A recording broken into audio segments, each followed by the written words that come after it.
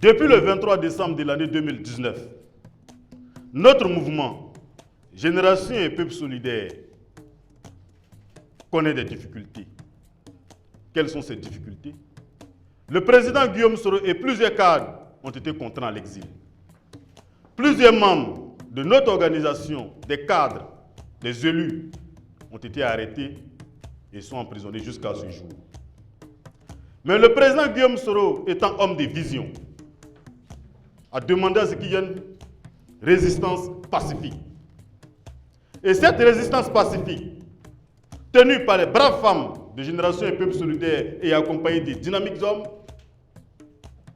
est arrivée à maîtriser le terrain. Oui. Et aujourd'hui, notre plateforme Génération et Peuple Solidaire, comme vous pouvez le constater, a plus de 400 000 membres sur sa plateforme. Oui, plus de 400 000 sur sa plateforme. Mais au-delà des 400 000, il faut noter que le président Guillaume Soro a nommé des délégations dans toutes les 31 régions de la Côte d'Ivoire. C'est à saluer et c'est à féliciter. Mais notre organisation, chers journalistes, ici, au sortir de cette tournée, les populations de Côte d'Ivoire, oui, les populations de Côte d'Ivoire, ont démontré, une fois de plus, l'inquiétude, ont démontré, une fois de plus, la peur qui les anime relativement à la date du 31 octobre à venir. Au-delà de l'inquiétude et de la peur des populations, au-delà de l'absence de leur leader, le président Guillaume Soro, et de ses cadres, l'opposition ivoirienne constituée n'est pas d'accord sur la composition de la commission électorale indépendante. Chers journalistes, au-delà du point de discorde entre l'opposition et le pouvoir en place, il faut noter que la Cour africaine des droits de l'homme s'est prononcée sur cette question de la commission électorale indépendante.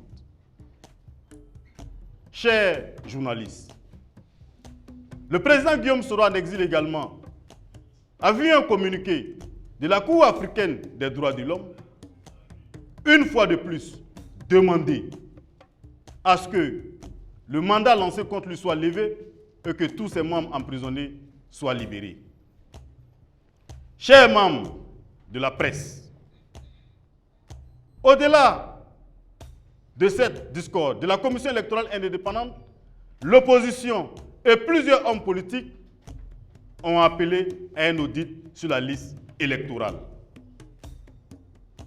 Chers journalistes, jeunes que nous sommes, de la jeunesse qui Gbagbo Soro, au regard de l'inquiétude des populations sur la date du 31 octobre, vu le climat délétère qui existe,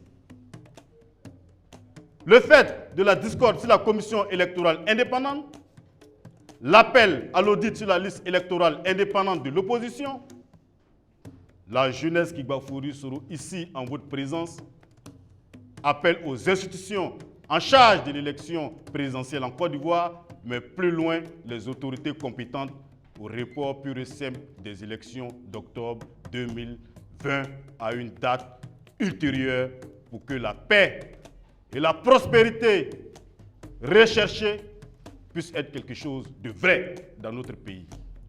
La jeunesse qui Gbagbo Soro, au-delà de l'appel du report de cette élection, qui pour nous est très importante, fait des propositions.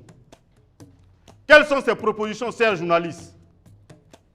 La jeunesse qui Gbagbo Soro demande aux acteurs politiques, y compris le pouvoir en place, de faire de sorte à ce que la date du 31 octobre, qui est une date où tous les regards sont branchés, que ce soit une date de joie.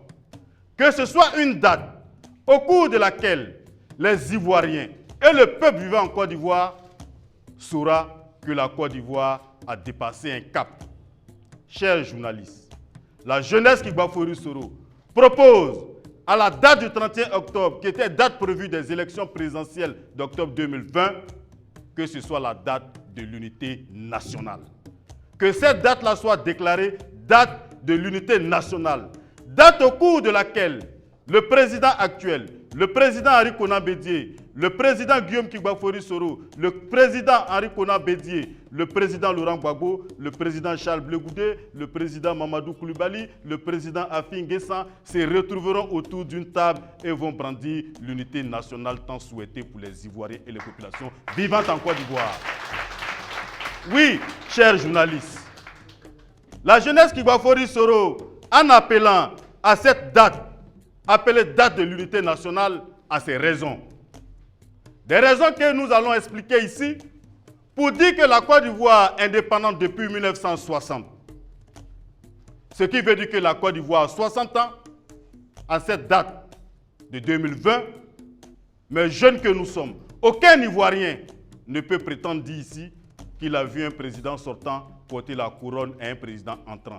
C'est pourquoi notre génération, jeunes que nous sommes, nous voulons, 27 ans après la mort de Feu Félix Houphouët-Boigny, qu'en Côte d'Ivoire, nous puissions voir un président sortant porter la couronne au président entrant. C'est pourquoi, une fois de plus, jeunes que nous sommes, nous souhaitons et nous appelons solennellement le président de la République actuelle, son Excellence Alassane Ouattara, de faire respecter la Constitution tout en permettant à ce que les élections se passent dans de bons termes et que lui, Alassane Ouattara, soit à l'écart parce que cette Constitution ne permet pas au président d'être candidat à l'élection présidentielle d'octobre 2020. Et oui, et en le faisant, le président Alassane Ouattara, pour nous, sera certes celui-là même qui aura permis, au-delà du leadership de Feu Félix Houphouët-Boigny que la Côte d'Ivoire a connu 60 ans après et 27 ans après sa mort, pourra souffler un nouveau leadership sur la Côte d'Ivoire. Quel est ce leadership?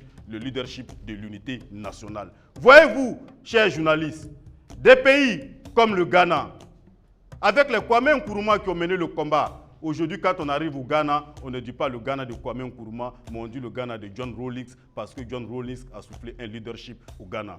Quand on arrive au Burkina, certes, il y a eu les Yamégo qui ont battu et qui ont mené la bataille au Burkina Faso. Mais aujourd'hui, quand on arrive au Burkina, on dit le Burkina de Thomas Sankara parce que Thomas Sankara a soufflé un leadership. Nous souhaitons, une fois de plus, 60 ans après notre indépendance et 27 ans après la mort de Feu Félix Houphouët-Boigny, que le président Alassane Ouattara puisse permettre à la Côte d'Ivoire de souffler d'un nouveau leadership, le leadership de l'unité nationale, en permettant à toute personne voulant compétir à l'élection présidentielle d'octobre 2020 d'être sur les rênes et de pouvoir compétir et que lui soit à l'écart et qu'au lendemain de l'élection, il puisse porter la couronne à celui-là qui aura gagné les élections. Et j'en suis certain, avec cette vision, notre candidat, le président Guillaume Soro, qui très bientôt sera en Côte d'Ivoire, va travailler à ce que la nouvelle date qui sera connue sera élu le président de la Côte d'Ivoire à cette nouvelle date et que la couronne sera portée au président Guillaume Soro à Yamoussoukro lors de la cérémonie d'investiture.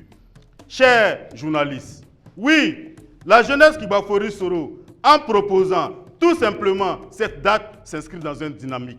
Dans une dynamique, quelle est cette dynamique?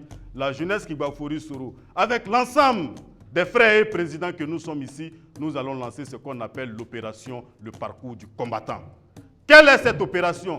Cette opération permettra aux jeunes que nous sommes d'échanger aussi bien avec les leaders des différents partis politiques, à savoir le président Henri Konan Bédié, le président Alassane Ouattara, le président Pascal Afin Guessan, le président Mamadou Koulibaly, le président Guillaume Kigbafori Soro, le président Charles Blé Goudé, pour démontrer l'intérêt de la journée nationale de l'unité que nous souhaitons au 31 octobre. Mais évidemment, nous allons échanger avec les jeunes des différents partis politiques à travers cette opération appelée l'opération du parcours du combattant. Mais également, cette opération se verra animer des meetings dans toutes les 31 régions de la Côte d'Ivoire avec l'ensemble de l'opposition, avec l'ensemble des jeunes qui souhaitent avoir une Côte d'Ivoire unie, une Côte d'Ivoire rassemblée autour d'elle-même.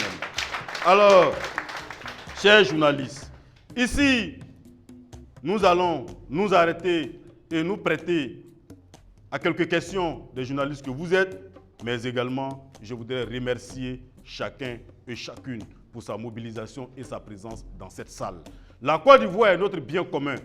C'est le bien pour lequel chacun de nous devra se battre, c'est le bien pour lequel chacun de nous devra se sacrifier. C'est pourquoi nous appelons à l'unité nationale qui est tant recherchée et prônée par tous les acteurs politiques. Si tel est le cas, je pense que l'appel de la jeunesse sera compris et que nous allons aller à cette date-là avec la présence de tous les Ivoiriens et de toutes les Ivoiriennes sur la terre de la mère patrie pour organiser cette élection inclusive avec le candidat et les candidats et notre candidat, le président Guillaume Kiba Fourissoro. Je vous remercie.